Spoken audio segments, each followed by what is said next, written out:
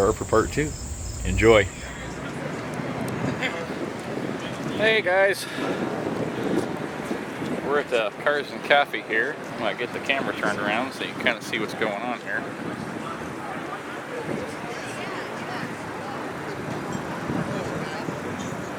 That's a good turnout. I think we got 14 cars right now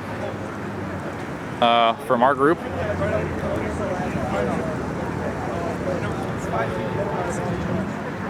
Connecticut group.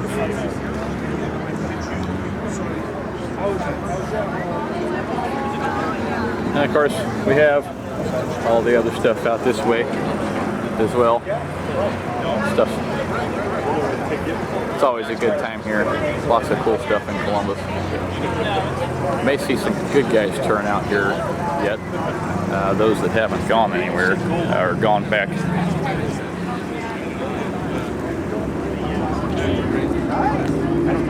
Walk down through here and get some reactions. Yeah, right.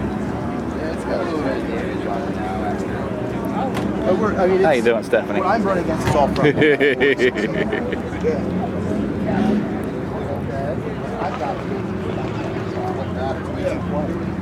All right. Morning. Morning.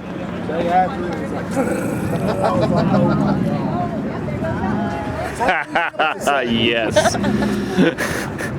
Oh wow. That's great. The same thing. Anything you guys want to say while we're live? Oh boy. Yeah, we're live right now. I think this is what, the 7th meet? Yeah, this would be the 7th had 2020 counted. Well, welcome to the 6th annual meet. This is hopefully one of the second biggest meets, and I think we have more people from a variety of places. So I hope more people show up, and hope we steal the show again this year. Yeah, I'm hoping for a little bit more local turnout since we've got a lot of Columbus members. You guys that I've added here local lately should run out, check things out. We're out here till probably about noon, and then we're going to be doing our cookout. So feel free. 15%. What is that? Rain shows 15%. So I think we're okay. Yeah, I was going to say that I looked at the forecast and everything looked good. So down through here again real quick. Hi, Charles.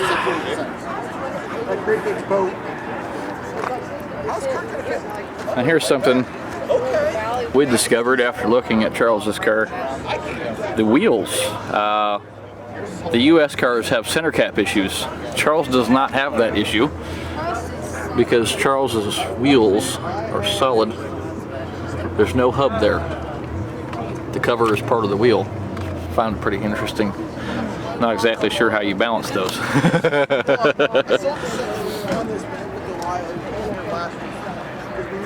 And then of course the interiors of these cars are a little bit better, in my opinion, than the North American cars. Obviously the North American cars got very cheapened.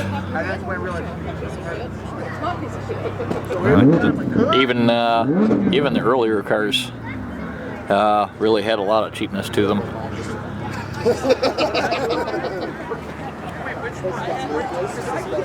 This is where we start to get the differences. We have a passenger side fuel inlet on the Brazilian car. And then, of course, the taillight drop-off and bumper area is quite a bit different.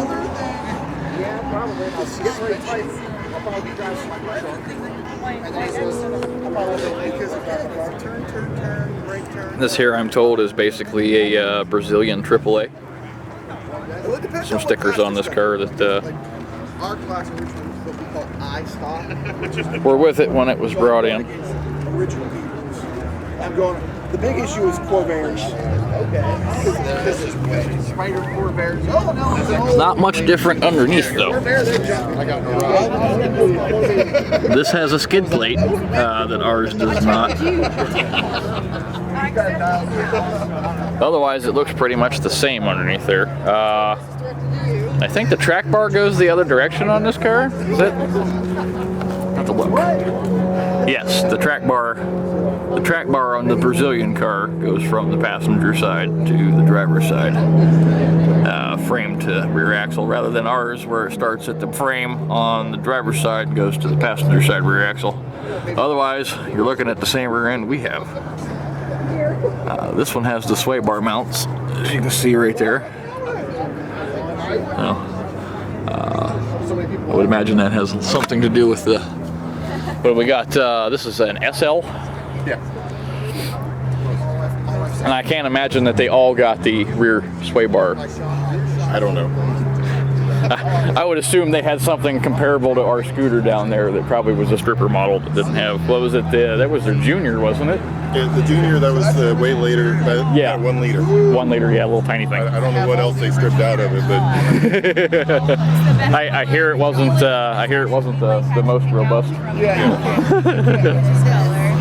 We have Ryan and Leslie's car here. You guys have seen that. In most cases, every single one of them I've seen in the wild. Michael showed up. Brought Cheddar with him. We're gonna have he's gonna have a little maintenance while he's here. Looks like we had a cam seal go bad on it. So while he's here, I'm gonna throw a new cam seal in it. Here's the fun one. This is a BMW swap one. This is Rob Hartman's project. He's been working on this, trying to get this done for the meet pretty much all winter. That's what I did. I'm surprised how well that BMW 4-cylinder fits in there. It always amazes me when you do engine swaps on these cars. The engines you swap in them tend to be easier to work on than the stock one. That's the case with V8 swaps with these two. You can't change a starter on a Chevette without cussing and throwing tools, but you put a V8 in them and suddenly you can do everything. did I just lock my? No. Did you just lock your keys in the car? The window's open, Rob. Look, I got him live screwing up. That's great.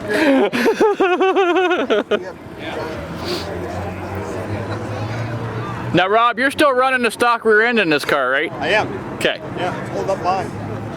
It was a little noisy, but I think it's like that before. Right. How much horsepower do you think you're putting through this? That's not bad. That's what it makes, yeah. To the crank, not to the wheels. Right. So probably 130 to the wheels or something. Yeah, that's not bad considering the torque's not instant. No. That's probably what saves it. And it does have torque engine management with the automatic. So it sends a signal up and it kills the timing. So you can actually feel it goes, it actually hear it through the exhaust. It goes, what? Right, It's like BMW's VTEC. Yeah. It goes, how cool.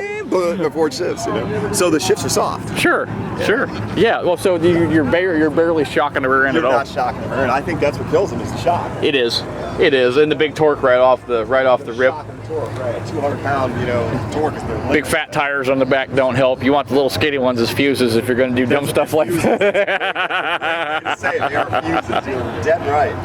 If you got a small block in there and you're burning the tires up, the rear end's like, I got this. Oh yeah. Spit Some out. THS on there, and you might rip your tires out. Spit. They tend to spit the spider gears right out the differential cover. My turbo car all the time. Spider gears, and I spit one ring tooth off, and then I told you I cryo-treated that rear. Yeah. It lived. The Nice. whole time I had it. It lived. So really, it's probably maybe 15% stronger, maybe 10%. It's just enough. It's just enough. See that, guys? This guy stuff. just made a rear end. Just happened to make a rear end last. In a car that had a legitimate 243 horsepower to the wheels. Yeah. And equal torque. It can be done. It can be done. It was a turbo, so it had tons of torque. Not ideal. It's not an ideal rear end to use for something. No, it's not. They are glass. I will say this, though. I did not bang gears in that car ever. So. Well, yeah. I don't know if he's had the same luck with it. Ever. No, I didn't. That's why I broke the rear end. Oh, yeah. I didn't. I stopped. I grew up. That's what happened before. I said, let's see what it can take. Oh, that's what it can take. Yeah, that's what it's going to take. I pulled second gear one time, and it went ta-tink, and then shot a spider gear out the cover. I'm like, okay. Let's see. This here is his. This is his new toy. Now, Yes, you just received this year. That's right. Again, we've said several times this is one of 6 that we're aware of at the moment. I think Jeff found 7. 7. I knew there was a possibility of another one. This one is, you know, it's worst part about this is you're 40 miles away from another one. Yeah, that's weird. Yeah. Isn't that crazy? Isn't that crazy? There's one in Plain City right now. Right, and they were all from California. The irony. Yeah, because you don't get Chevettes in California right now. They're gone. They're gone.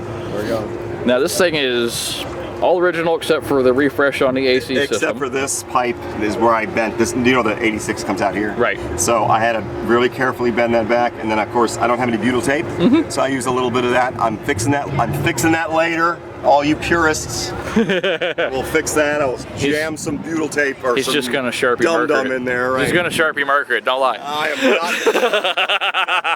not. Are you kidding me? This thing is a great example. Now this was Jeff Stork's car. This is Jeff Stork's car. Jeff Stork's car, and then did it change hands once? Yeah, it did. We didn't buy it from Jeff Stork. We bought it from the guy who has the 283 Yanko Yes. car. Yes, This is his Cisco car, and they're both sandpipers. Yeah. Yeah, I know. I remember when I remember on the old. Look at the interior in this car. Let me get those ugly floor mats out of there. Just protect the floor, but the carpet's original. We can see the 70s shag gold there. Yes, it's ugly and lovely at the same time. Oh man, they just don't do this anymore. No. All this yellow. So much yellow. Area green. It's really. Yeah, it's not quite a yellow, is it? No. There's some tones in there.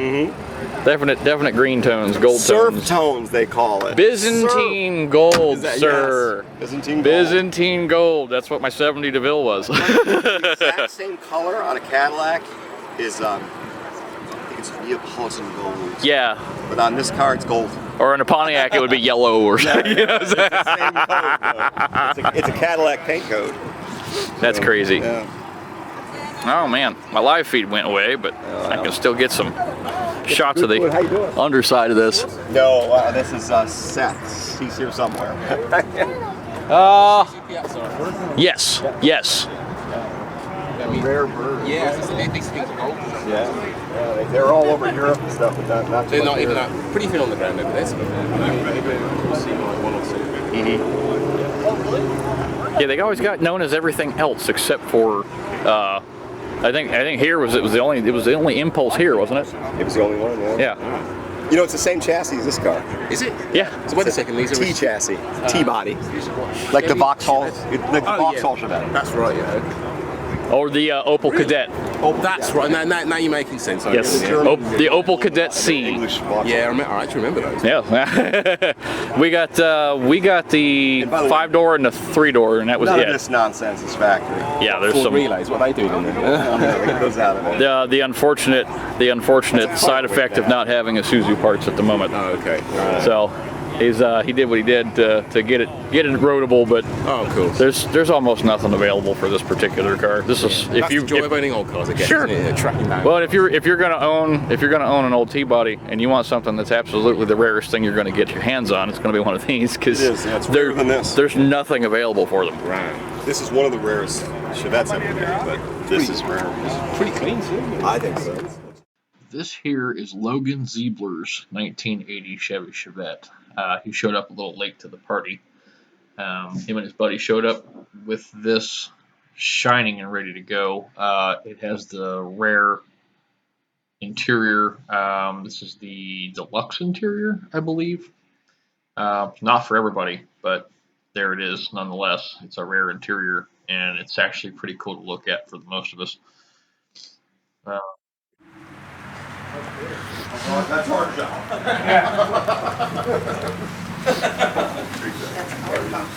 It's always easy. All we do is make fun of their money. They need to right. I think they're all forced to be president. Their fake monopoly money that they have up there. And universal health care. I know. That's what I said to Brian. Take universal health care. All right. He said, "Yeah, universal health care." Those need to be You don't need one because you'll be. Like, will it make it possible? Will it go next? I don't know. I about ran the battery out, sorry.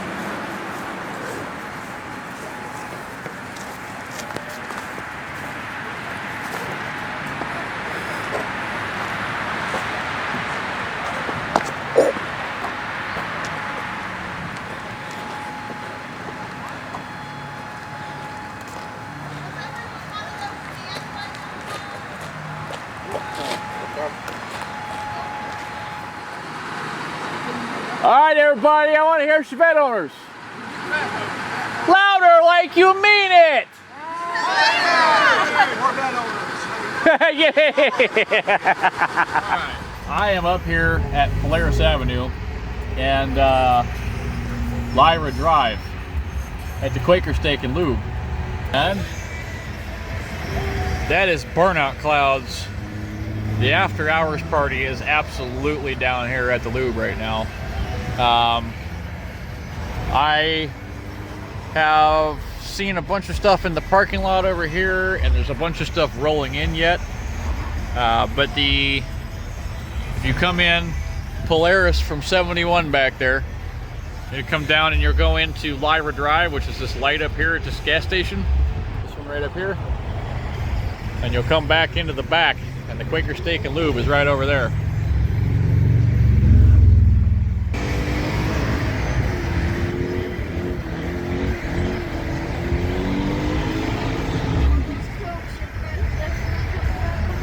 Something over there getting rowdy. As you guys can see, CPD is here helping. So nobody's gonna get in trouble for doing dumb shit down here burnout wise.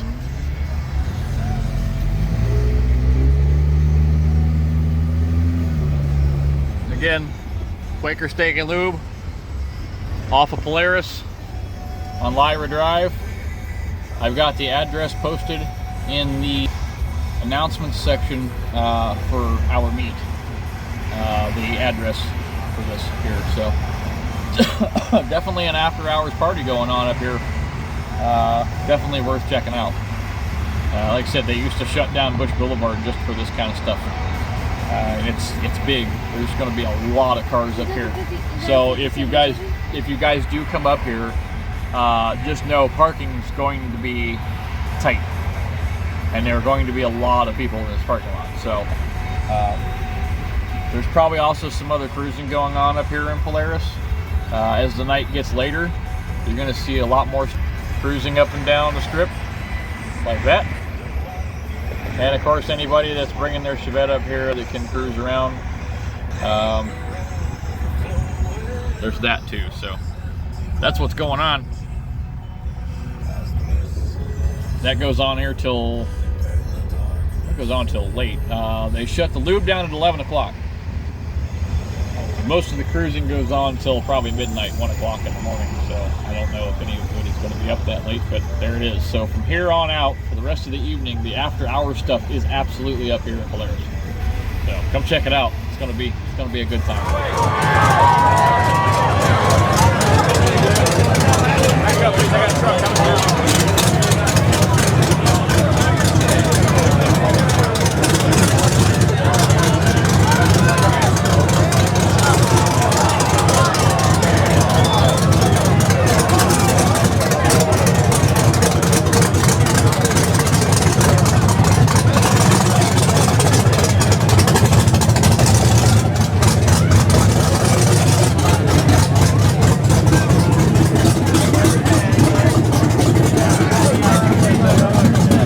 They sound great.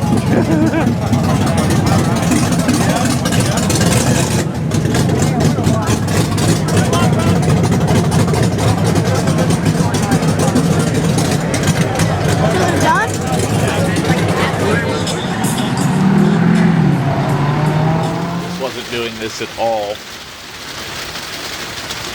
It was sprinkling out here up until the very moment that garage door opened and the very hint of the welder came out.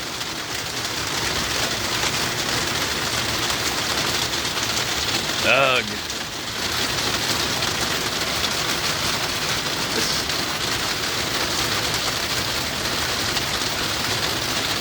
This is a pretty fitting end to the weekend.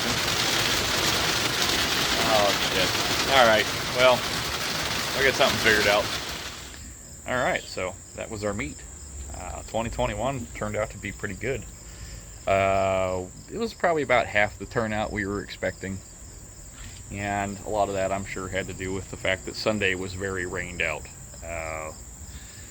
There was just no Sunday. Me and a couple of the members that did stick around town, we met up at Swinson's like we had planned. But it was, Good Guys was out, and everybody had already started going home Saturday night or Sunday morning because of the stuff that was rolling in. So hopefully next year we'll have a little bit bigger turnout. There's a lot of Ohio members that have since come on to the page, and I'd like to see you all there. So in the meantime, I'm going to get back to doing T-Body garage stuff, and I'll see you guys in the next video.